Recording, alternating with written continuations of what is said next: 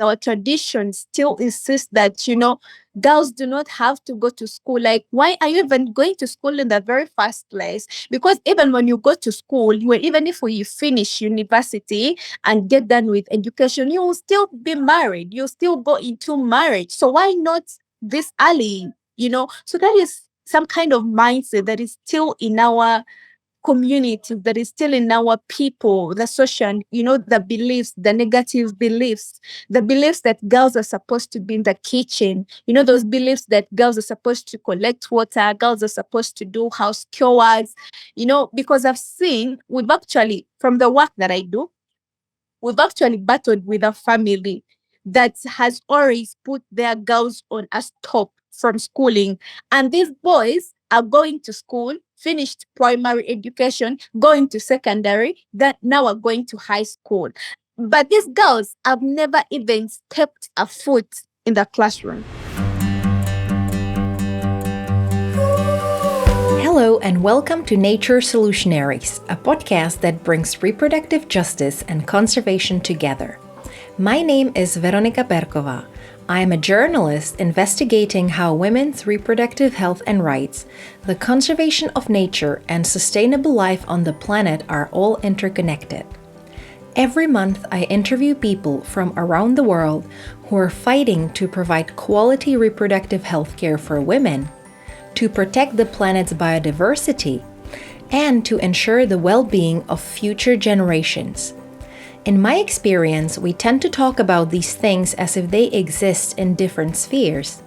I bridge the gap between the reproductive justice and conservation fields to find out how they can cooperate for the benefit of both.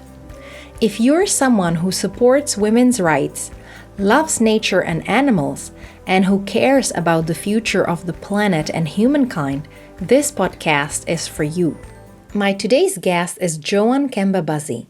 Joan is a young feminist activist from Uganda who's fighting to end child marriage and promote girls' education. Even though child marriage seems like a thing of the past, believe it or not, globally, 1 in 5 girls are married off under the age of 18. Many of them are as young as 12. To give you a better picture, I'm talking about 640 million girls and women alive today who were married in childhood. For most child brides, this means not only the end of their childhood dreams and future, but also worse life outcomes. These young girls are more likely to drop out of school, experience domestic violence, have risky teenage pregnancies, and as a result, they and their families have worse health and economic outcomes. To change this harmful practice, Joan founded the Gufasha Girls Foundation in 2016. Along with other volunteers, Joan goes to schools and communities and advocates for girls' education, gender equality, and a better access to information about sexual and reproductive health. Joan, you are one of the most dedicated young activists that I have seen, and it's an immense pleasure for me to talk to you. Thank you very much for joining me on Nature Solutionaries. Thank you. I'm so happy and glad to be here. Joan, I always like to start the interview by asking about our interconnected world. So, what is the link between girls' education, reproductive justice, and the conservation of nature? Well, I think I should say that girls' education interconnects with literally most of the things. And when it comes to most of our global crises, girls' education is really, really one of the biggest solutions that is always overlooked. So when it comes to that question, I believe that girls' education really has so much to do with reproductive justice as well as nature conservation, because when it comes to reproductive health, reproductive justice, someone or a girl to understand the kind of choice that she has to take on really has to be informed and educated. So girls' education provides girls with an opportunity to gain more understanding about reproductive health, which gives them the kind of information, the kind of insights about what choices, for example, family planning choices to use, if it is about using contraceptives, if it's about using um, some other family planning choices, for them to be able to have that kind of family that they can manage, a family that is going to contribute to sustainable population growth. So this, in the long run, every time a girl has this kind of information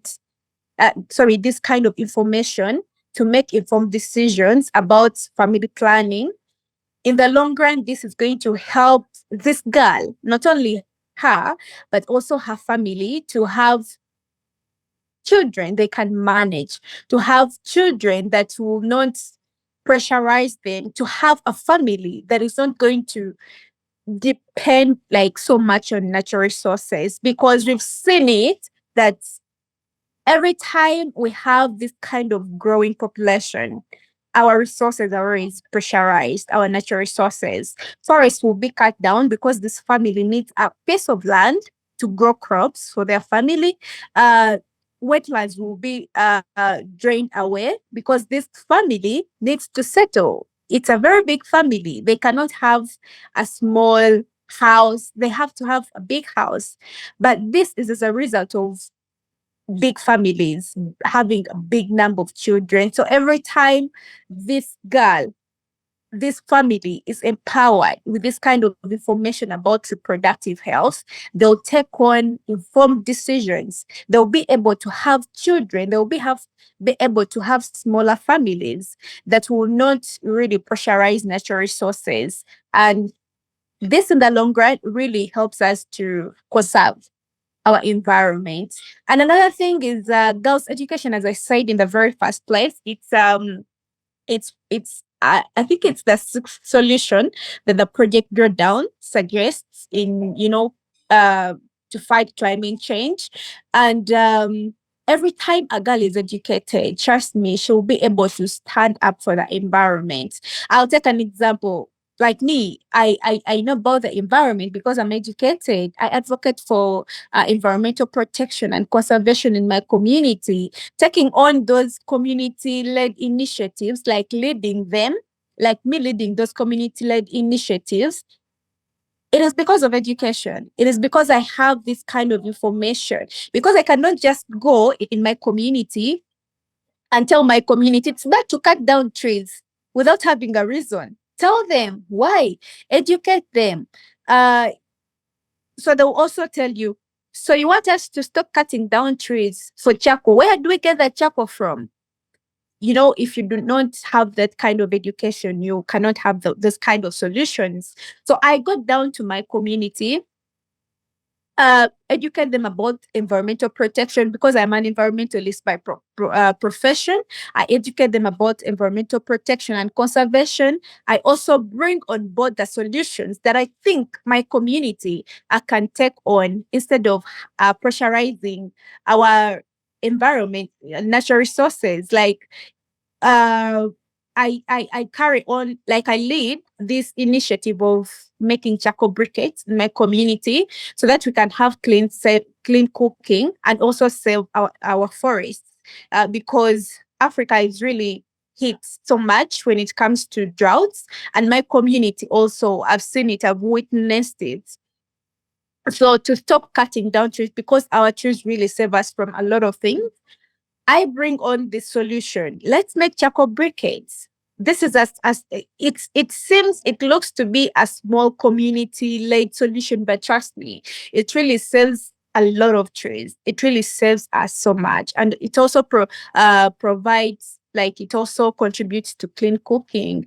So doing all these initiatives, talking about climate change, talking about nature conservation, it is all because I am educated. Thank you so much for putting it so nicely. Yeah, I really appreciate it. I think that there are a lot of people who think that reproductive justice and nature conservation are two separate fields, but you just explain it how it's all connected from your experience and from your community, and that's really valuable, and we need to hear this. And I'm really curious about what inspired you to become an activist fighting for girls' education. Is there any personal story that moved you, to get involved in this movement? Yes, I have a personal story, and besides my personal story, as I have seen it like in my community as I grow up, because having a personal story is kind of different from just seeing the problem. So I've had them both. I've seen the problem, and I've also seen how the problem affected my life before. So, um, starting my activism goes back when I was very, okay, not very little, but I was young. Uh, I think I should say that even if I wasn't the victim of the cause I'm trying to end, but someone that is very close to me, someone that was dear to me, someone that was very, very close to my heart was affected by this practice. And of course, it really affected me too. So, in 2012, I lost my best friend. But before her dying or losing her life, she was forced into child marriage at the age of 13. This was a result because her family was in a financial crisis. It was in a financial crisis to the extent that they could not even afford anything to eat.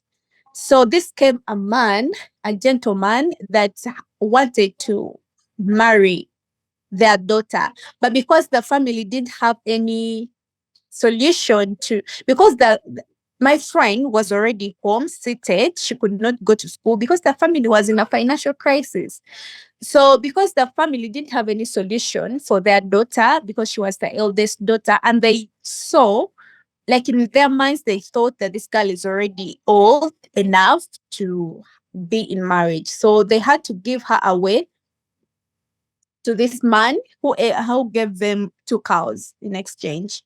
Yeah, so she had to bear everything that she faced in the marriage because in our cultures, most of our cultures, any any time, like if a man comes to your home, to your parents' home and gives in bride price, that means you are taken. Like you cannot go back to your homes. Like you are, I think, their property. I think I should say it like that. So Wow. she had to, everything. First of all, she was so young. She had never experienced any sexual activity. She was literally like very young. So when she got married in here, I she had to face a lot of challenges. Marriage, she was new in everything. She was always violated by the man. So in the long run, like in marriage, she got pregnant. So when she got pregnant, but remember, this was a very young girl that could didn't have any knowledge about anything. So when she got married, when she got pregnant, the time of giving birth, she couldn't because she was literally young, very young. Yeah, so she couldn't give birth, and that's how she lost her life. She lost her baby. Yeah, so this is child marriage to me. Child marriage is not just something that is written about.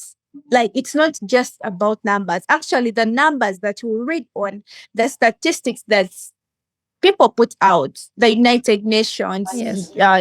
UNICEF, like all those organizations, those are just estimations. But literally, child marriage is happening. Like, it is happening. It is scary. It's a nightmare to so many girls, very, because And why is it happening? Sorry to cut it on you, but why is it happening? Why is it so widespread? poverty is one of the most major, like major cause. Girls are still being seen as, bride price. Girls are still being seen as items that actually items. I'm saying items, and I'm insisting on items because you cannot just make a choice for me. You cannot just sell me off. That is how it is here in my community. You cannot just sell girls off without, inquiring from them, without asking them, like, would this really be a nice thing for you? So this is because of poverty. Parents, families see their children, see their daughters as people that can be exchanged for money, for bride price.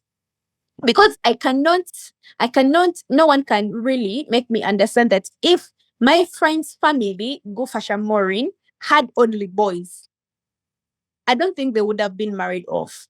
Yeah, because boys are not seen in that way. It is girls that are seen as, property. So poverty is one of the major reason as to why girls are being married off as children. And another thing is the social norms. We are still fighting with social norms, social and culture norms. These are beliefs that are really undermining girls' rights. Yes, we've seen how movements have come up. We've seen so many community-led initiatives coming up. But the thing is the mindset. These social norms are about mindsets. So our communities, our traditions still insist that girls do not have to go to school. Like, why are you even going to school in the very first place? Because even when you go to school, even if you finish university and get done with education, you will still be married. You'll still go into marriage. So why not this early? So that is some kind of mindset that is still in our community, that is still in our people, the social, the beliefs, the negative beliefs, the beliefs that girls are supposed to be in the kitchen, those beliefs that girls are supposed to collect water, girls are supposed to do house chores, because we've actually, from the work that I do, we've actually battled with a family that has always put their girls on a stop from schooling. And these boys are going to school, finished primary education, going to secondary, that now are going to high school. But these girls have never even stepped a foot in the classroom. Wow. So, so, so hurting.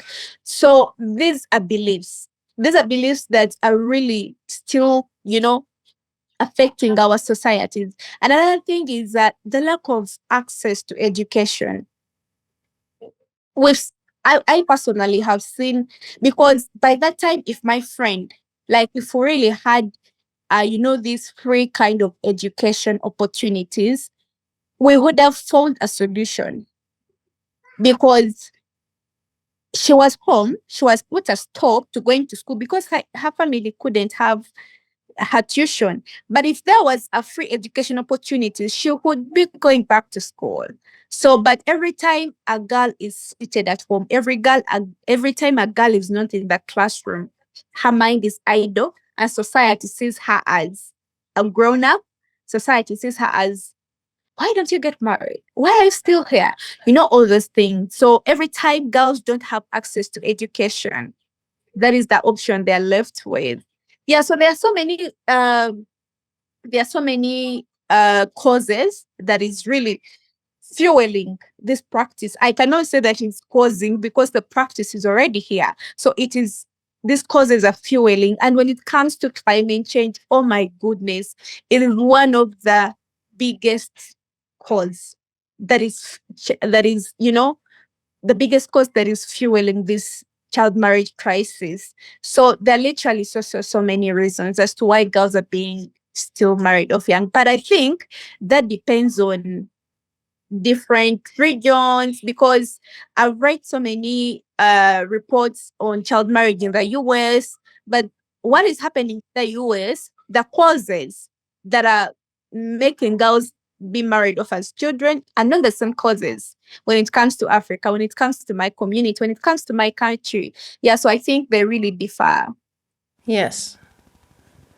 Um, Now, speaking of child brides, what is it like to be a child bride? What are the daily struggles that the girls face? You mentioned your friend Gufasha, but I'm sure that you know many other girls in your community. So, can you expand on it? A day in a life of a child bride is really hard, because being under it's like, I think it's like prison. I think I should say it's like prison, from what girls have shared with us, it is prison.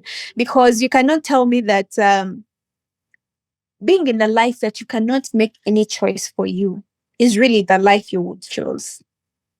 First of all, you're young, and no one, no man really respects a girl that is young. Like, I'm having you as a wife and I'm 20 years above you. What are you going to tell me? First of all, eh? What are you going to tell me? And most of these men are alcoholic men. So he'll go, first of all, he'll tell his family to go and make like to the field and plant crops, maybe for cash and family. So when the harvest comes, they will yield the crops, they will yield the harvest.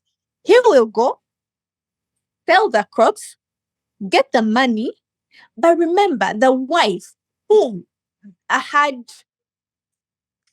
the labor, like they labored together to produce the harvest, is seated home waiting for that money so that they can support their family, so that these kids can go to school, so that this woman can also have her basic needs. Because most of these girls are having actually like two, three clothes.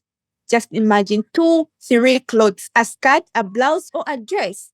So every time they have the harvest, if it were me, if I'm your wife, I would expect you to, at least cater for my needs.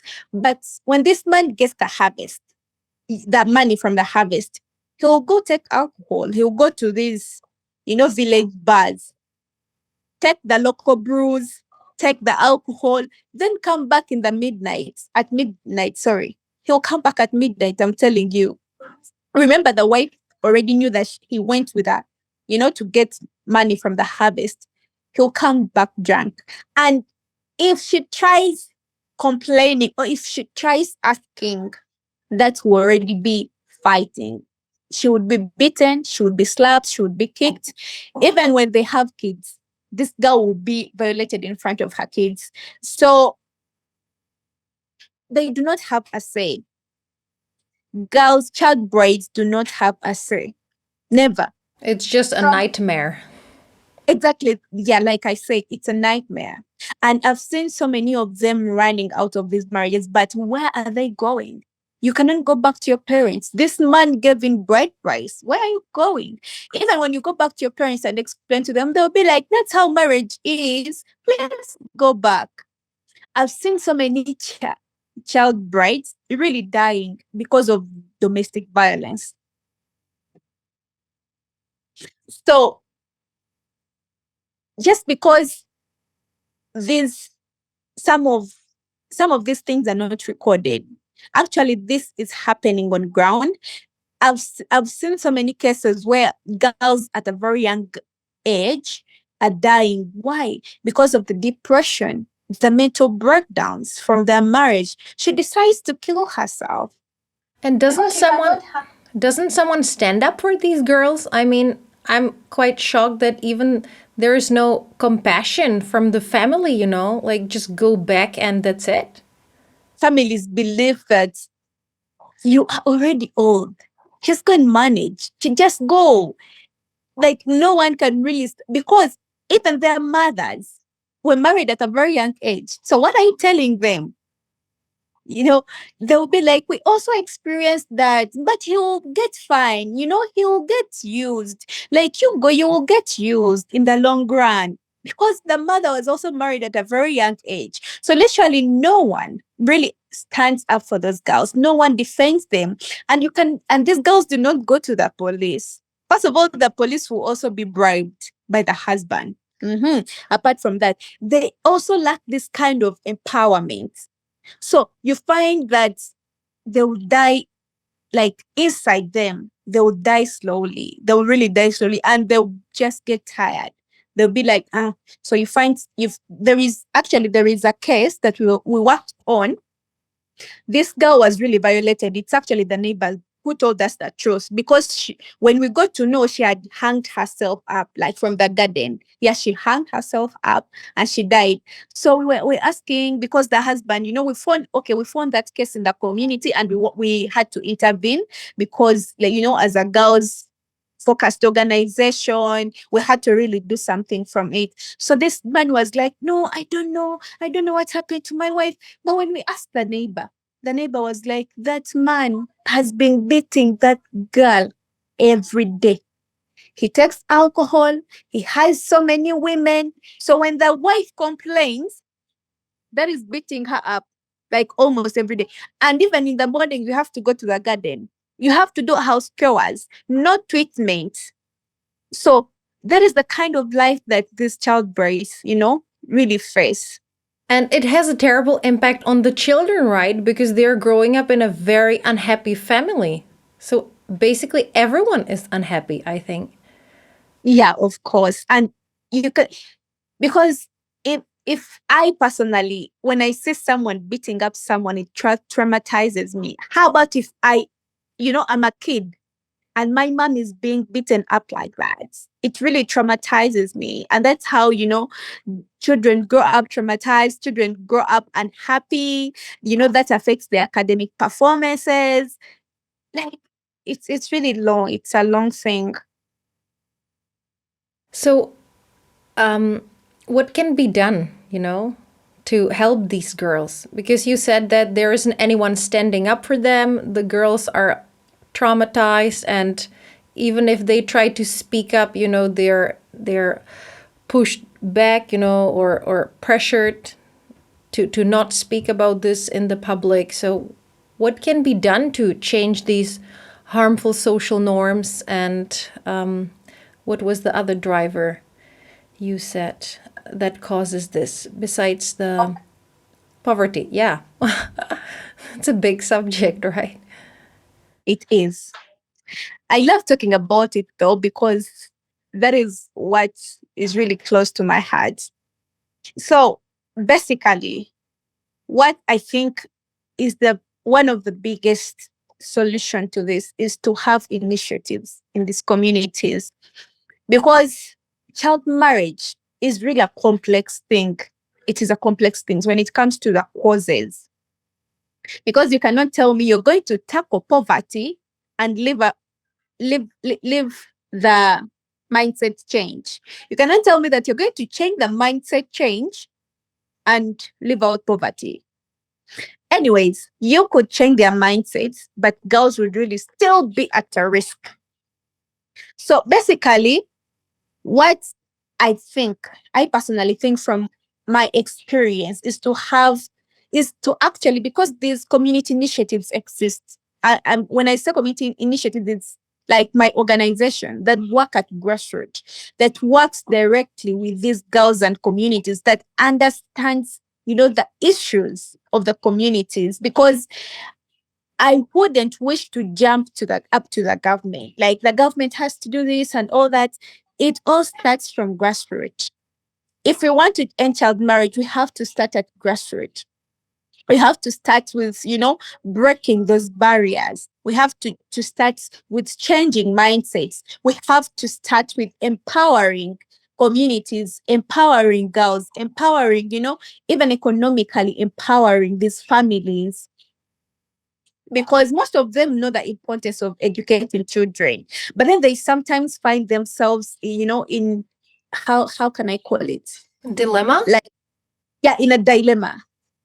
So they at the end of that thing, or at end of the time, they find themselves, having nothing to do with that girl, just go. But when they already have it in their mind that this girl is supposed to be in school, but they do not have the support.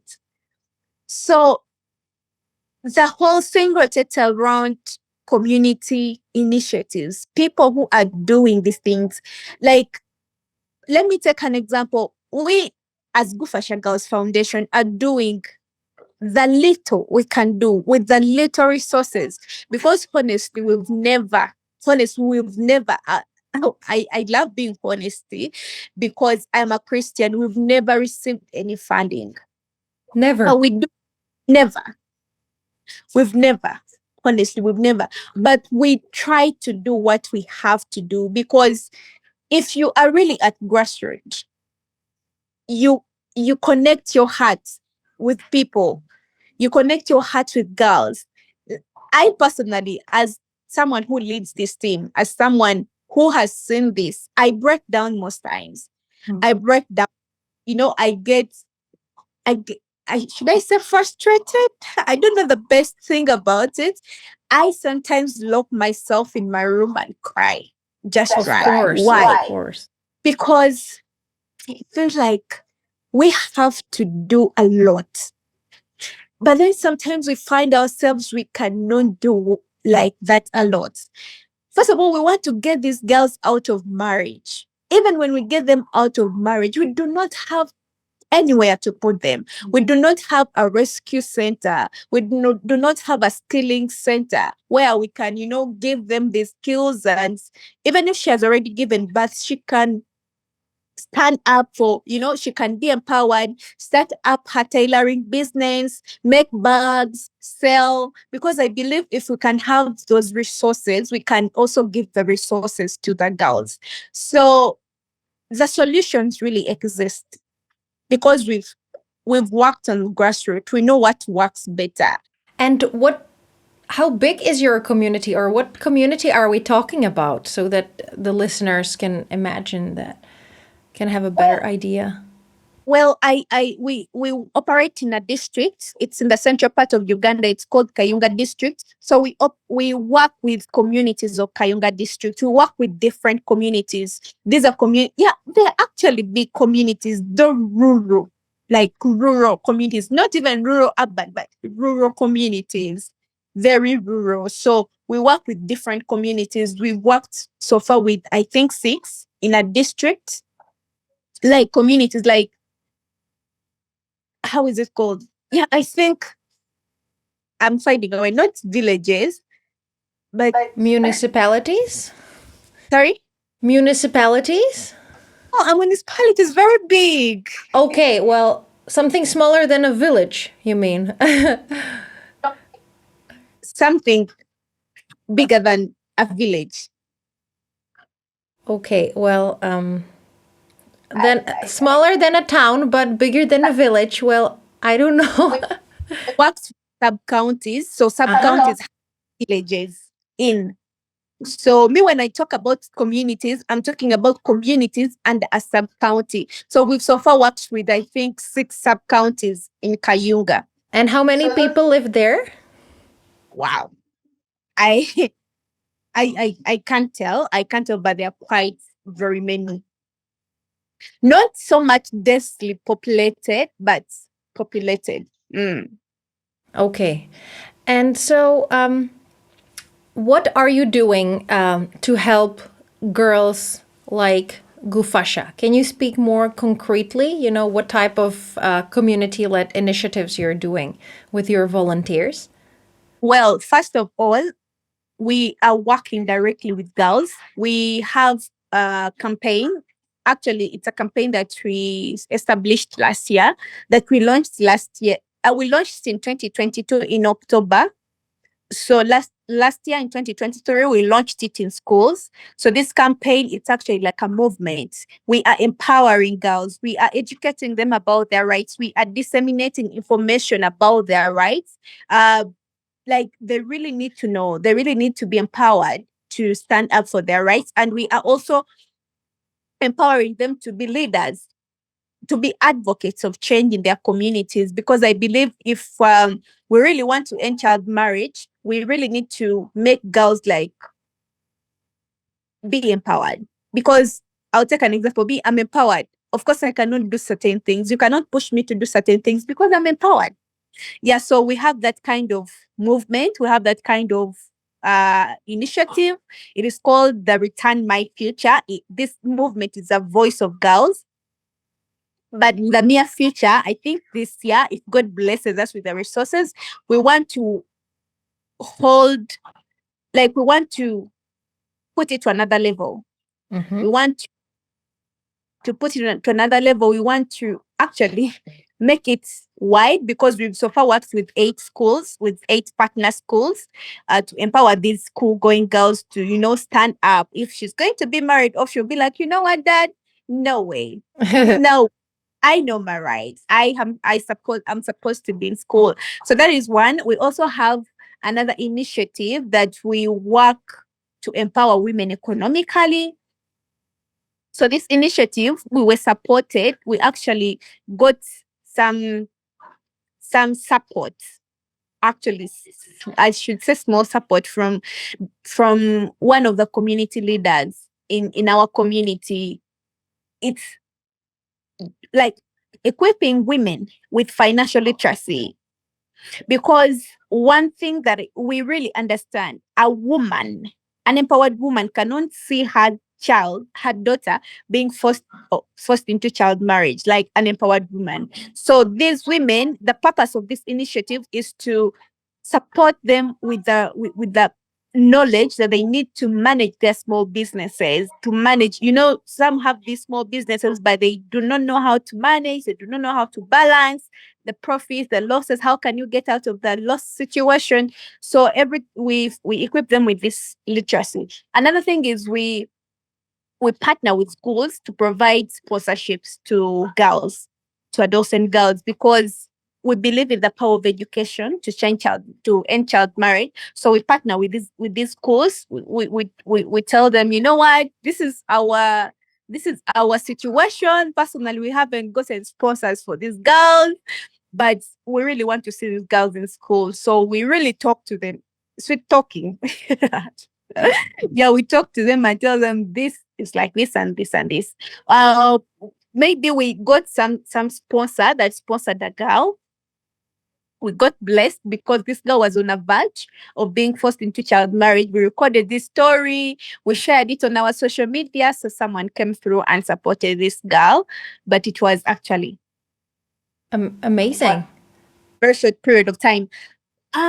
Maybe even last year we partnered with schools that gave us 2 year scholarships. Yeah, 2 year scholarships for 10 girls. So at 2 years end, we don't know what is going to happen, but we are trying to look out for people that can support us on this.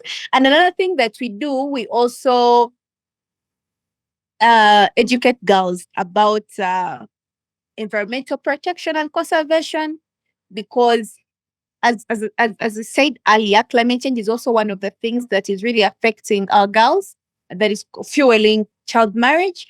So we also educate our communities and girls too, empower school going girls, educate them about the importance of tree planting. We also, in this climate action project, as I said earlier, we equip women with making charcoal briquette skills. Yes. So this it not only promotes clean cooking, but they also sell them. So you realize that in a week, this woman will get at least 5,000 shillings that she'll buy some books for her kid. Yeah, so we do kind of. Maybe we'll also hold community dialogues. We hold community dialogues too. We have a we have a community. It's called the community empowerment to change child. Okay, I'm forgetting the title of the project, but this has like, it's kind of a dialogue that trains these leaders, that trains these local leaders about how can you respond to a case of child marriage, how can you prevent a child marriage. It's called GBV response and prevention. That's Yeah. very important. Well, you're doing a ton of things, and that's great. And I'm amazed that you're doing this all without financial support. And I'm hoping that, more people will learn about your work and contribute to your cause. And throughout the whole time that we've been talking,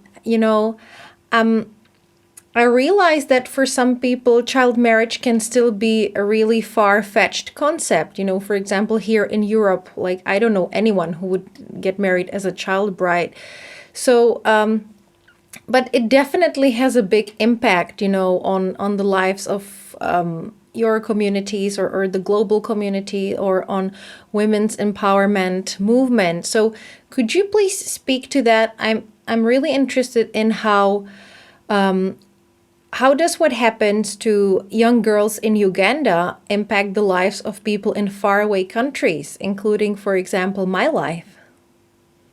Okay. I think I should say in the sense, let me first talk in the sense of lack of reproductive health education and information. First of all, if these girls are not empowered, if these girls are not educated, if these girls are not provided with reproductive health and education, trust me, that is going to lead to higher population growth. And what does higher population growth lead to?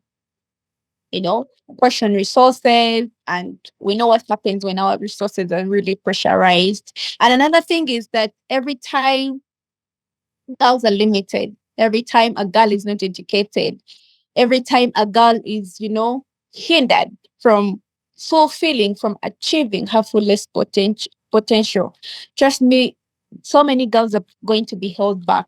So many girls, we are going to have so many girls uneducated. We are going to have so many, you know, inequalities because we we are fighting for gender equality, like women, us, you, other people, because we are educated. So in if these girls are not educated, these girls in my community, because I'm saying that because I come from that. I wouldn't be speaking to you if I wasn't educated. I wouldn't be going to global conferences and, speaking out what people are going through or what societies are going through if I wasn't educated. So every time these girls are not educated, trust me, we will not have these inequalities. We will not have these injustices out. And if we do not have them out, how are we going to know what is happening in the world? Let me take an example. How are you going to know that girls are being married off young when you do not have someone you can talk to like me? How are you going to know? Like, we are actually going to have, let me take an example. We shall not have women leaders if girls are not educated. We've seen so many women leaders that have come from communities that I come from and all those, down communities. But just imagine if they were hindered, if they were held back by child marriage, if they were held back by lack of education, we wouldn't be having I'm forgetting this lady that I love so much. She's the Oh my goodness. I'm forgetting I'm forgetting her. I'm so sorry. But these are women that are in big positions, positions that, really help to put out challenges, people that positions that help put out these injustices into the light. So I think girls that are affected in my community, girls that are being hindered from school, girls that are being, affected by child marriage, it is not only it's affecting their lives, it is not only affecting their communities, but I think it's affecting, the global community because I think it is stated that child marriage affects it affects the it's called the GDP of countries. Yeah, because women really contribute so much to the economic development of nations. So just imagine having these 12 million girls married off every year. Just imagine having that kind of number for 5 years. Like just imagine our communities, our countries would really be in that. Yeah, so I think that is what I think about that. Yeah, it never occurred to me, but you're right. Like, because these women are kind of locked in the prison of unwanted marriages, they can't contribute to the society the way they would otherwise if they were not married off so young. So they could be leaders, or they could just do their job and be happy, you know. I'm wondering, what type of feedback do you get from the people that you work with, whether they are just, you know, like common villagers, or the teachers or the police are, because it's such a widespread social norm. I can imagine that you must be also sometimes getting negative feedback. So how is it? Wow. Wow. Let me take an example. Leaders. First of all, you will want to go to this community. Then you go to this leader, their chairman, their local chairperson, and this local chairperson will want money. Wow. I am bringing change to your community. I am changing your people. And you're asking me for money?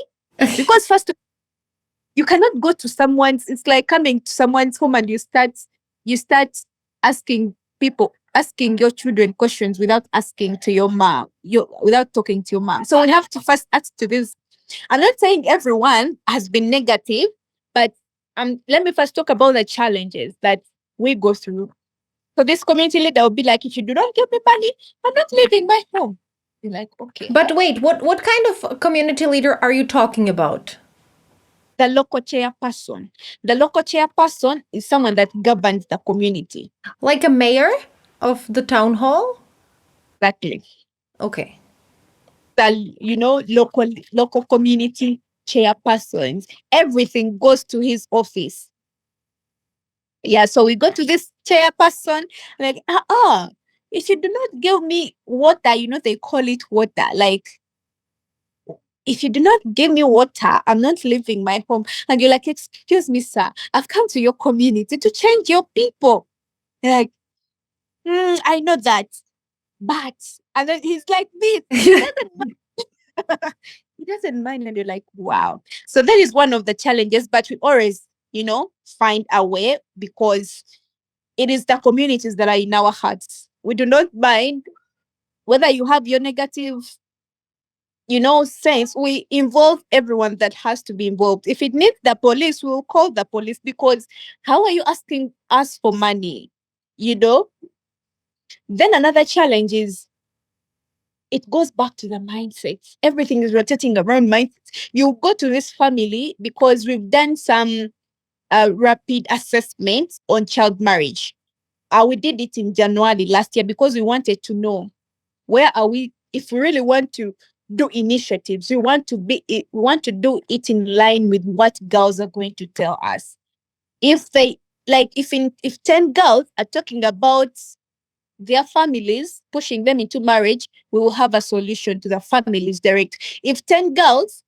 If 6 girls out of 10 are telling us it's poverty, we will know that, okay, we need to establish this and this kind of initiative. So we found out that 1 in 5 girls was being pushed into child marriage because of the social negative norms, because their family believe, hey, you've studied enough, go in marriage.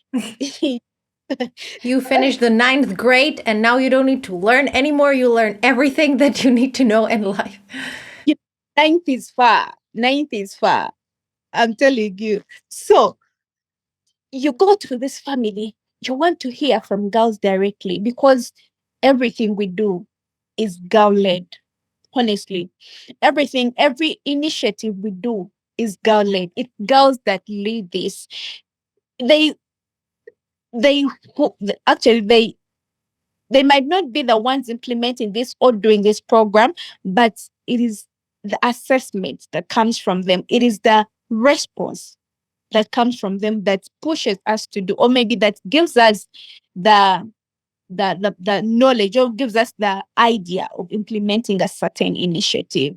So mindset, another thing, these families would be like, now you want to use our children. You post to them, you send them, they give you money. You people want money from our children. And then you're like, okay.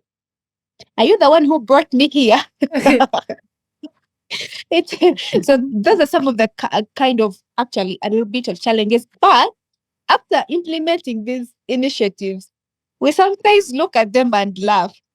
You know, they come to us, thank you so much. Now my daughter is this and this. Thank you so much. Now, and we're like, okay, so you were pushing this back in the very first place, but see the impact it has brought to you.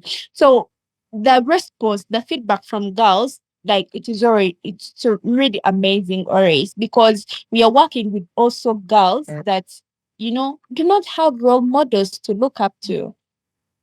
Me, I always told these girls, I started from this community. No one should tell you that because you're coming from a village, you will never study, you will never be who you want to be. And every time I go to this kind of conferences, have a video call with these girls because I love them so much. And we have where we always meet from in the community. Like this lady's home is the women affairs lead in like these communities have women leaders. So we meet at women leaders home. So every time I want to talk to them when I'm not there, or maybe I'm out of the country, I give them a call, like online on WhatsApp. I can tell my sister, I want to talk to these kids. So they always want to really hear from me. So I give them an inspiration. Yes, because I started from the village. I came to town, to Kampala, the capital city of Uganda, when I was coming to university. So I always tell them no one should ever make you feel you cannot do anything. And every time I, it's not that I make sure I take pictures with these phenomenal women, but I really love being surrounding these women. I tell them, you see this woman, she's like this and this. But see, I'm standing next to her. I'm coming from this community. I'm coming from the village you are in. Who can stop you from being whoever you want to be? So every time you're having these sessions, you give them inspiration. So you realize that, Dalo, you realize that girls are standing up. Girls are knowing what they deserve. You realize that. So there is this girl, her mom actually called me during the festive season. You know, these communities we work with, it's not where I stay. Like I stay in another community, but we work with other communities, rural communities. So this woman called me, where are you? Did you come back? I don't know how she got to know that I went to COP in Dubai. Did you come back? I was like, yes. Okay. She knows our home. I am coming at your home. Are you there? I was like, yes. I saw her coming with a hen, a cook, a cook. Hey, Uh-huh. Uh-huh. was like, I want to give you a present. I was like, why? You don't know how you changed my child's life. It's like, okay, my child loves education more than ever. I'm like, okay, so this girl is one of the girls that we have these counseling, guidance, empowerment workshops with.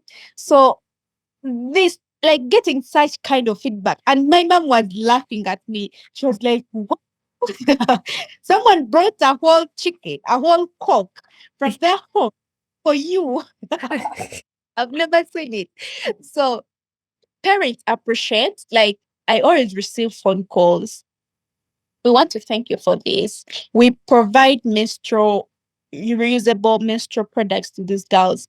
So these girls really appreciate, and they're like, we really appreciate this. We do this. They invite me, even when we are not having a project currently. So they really give me positive feedback. And actually, I want to be honest, this is the feedback that really keeps us going forward. Like, yeah, that's yes, we might be facing challenges. We might not have enough resources. I believe we shall have the resources to impact more and more of these girls. But the feedback, oh my goodness, the feedback overwhelms me. The feedback pushes us to do more, because if we weren't getting this feedback and if it weren't passion, we wouldn't be doing this. We wouldn't, because I quit my job, my professional job that was really giving me money, like good money. But I quit it because the community needed me. These girls needed me. So that kind of feedback really overwhelms us and gives us more desire to push, to hustle, to struggle to see that we are doing these initiatives in the communities. Okay, that's new to me. So you quit the job and now you're fully dedicated to running Gufasha Girls Foundation. I did. I quit it. I graduated in 2021. Okay. It started working. I quit actually last year, the start of last year. I quit last 9th January. I remember that day because it was a very hard decision for me. But at the end of it all, when I told my boss I'm leaving, I'm focusing, I'm dedicating every single mind to this organization. I was like, okay, he was like, okay, if that is your passion. So that whole year, I was fully dedicated to this. I think that's why we really did amazing work. Yeah, so I quit it. It was actually giving me good money, but I think I was created for community. I think I was created to do this. This is my calling. So I'm stepping into my calling. I know we do not have the resources, but we are going to do whatever we can. I know the resources will come to us. We shall find the resources. Actually, last year we received so many rejections that we've never received in our lives, like rejections for funding. We received rejections. I wrote emails. I applied for funding, like me and my team. But oh my goodness, we never got any positive response. But we sat down and we're like, we have to do that work, even without resources. We believe that we'll have the resources, but we have to do that work. So that is where we are. Honestly, last year sucked for me as well. Work wise, I wasn't able to find anything. And I was also trying so hard, putting in so much effort. So I think that this year will be better. It's already turning out to be a better year for me. And I'm sure that it will be a better year for you too. I So, believe my final question for you, Joanne, is I like to tell you my vision. So, I envision a world where women have full autonomy over their lives and reproductive choices, and where nature is thriving and where people live well while respecting the rights of future generations. What is the one thing that people can do today to bring that vision closer? empowering girls and women. That is the thing. Every time a girl or a woman is empowered, trust me, she will have full autonomy over her body, her life. She'll make informed decisions. She'll make, informed choices. And, you know, girls and women have so much power when it comes to protecting, conserving natural resources, because we are the primary caretakers of our families. So trust me, if I'm empowered, I can, make informed decisions for my family, for my life. I can, make, because I've already taken up a choice in terms of family planning that I need. I'll also be able to, stand up and advocate for nature conservation. So it's all rotating around empowering girls and women, educating and empowering girls and women. If we do that, this world would really be a better place. Yes. Yes, I totally agree with you. Well, thank you so much for the interview. You're doing amazing work. And tell me, where can people learn more about your work and how to support it? Well, first of all, through our website. Our website is www.gofashagirls.org. And another thing is, yeah, through the website, you can send us an email. You can, our number is on the website. So another thing is our social media. We have our social media platforms, Go Fasha Girls Foundation, on LinkedIn, Gufasha Girls Found at Gufasha Girls Foundation on Facebook, at Gufasha Girls Foundation on Instagram, and on Twitter. We are also there at Gufasha Found. So you can also connect anyone that would really love to connect us, can connect with us through our social media. And personally, I you can also connect with me on email, Joan Kem at gufashagirls.org, or Joan Kembabazi1 at gmail.com, or my social media handles. All my social media handles have Joan Kembabazi. So on Twitter, I'm on Instagram, I'm on LinkedIn, I'm on Facebook, Telegram too. Yeah, so I would really, really be so much happy and glad if, yeah, people connect with us and also support our work. That is very vital for us. I totally recommend following your LinkedIn profile because it's great. I love all your posts and I'm your big fan. So, again, thank you so much for the interview. Thank you. Thank you for listening. I hope this interview left you with a feeling that in spite of big challenges, we can all do something to make life better for women, nature, and the future generations. We can all be solutionaries. If you enjoyed this episode, click the subscribe button now. If you know someone who supports women's rights, who loves nature and animals, and who cares about the future of the planet and humankind, please share Nature Solutionaries with them today. And as for you and I, we can connect on LinkedIn today. For more information, visit veronicaperkova.com. I'm Veronica Perkova, and I look forward to talking to you soon.